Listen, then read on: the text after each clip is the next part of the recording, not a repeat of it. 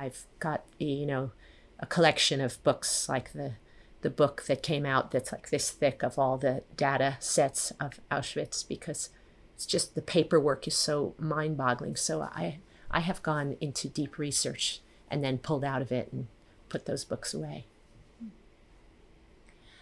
And were there aspects of that research that were particularly meaningful to you or surprising? Well, like I say, this just bureaucracy, like the amount of paperwork that exists on all of this. And gosh, recently I started looking at databases again, and now it's unbelievable what you can find out. You can find out, the date of somebody's demise and things that the paperwork has been digitized. It's just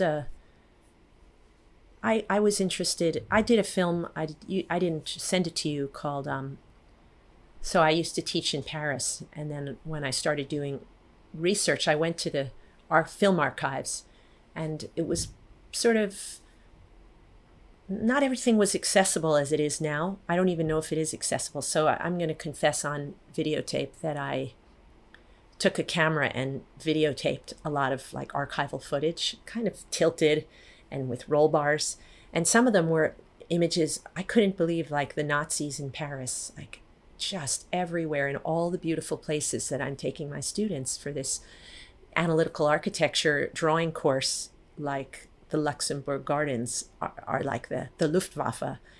And I couldn't believe how sanitized it all had been. So I made a film called Achtung, mon amour. And it's like cutting between these beautiful spaces and like goose-stepping Nazis on all the Paris areas. And then, so it's that kind of thing. It's like the same way that I said, having grandparents from another place in Brooklyn. It's like two narratives at the same time.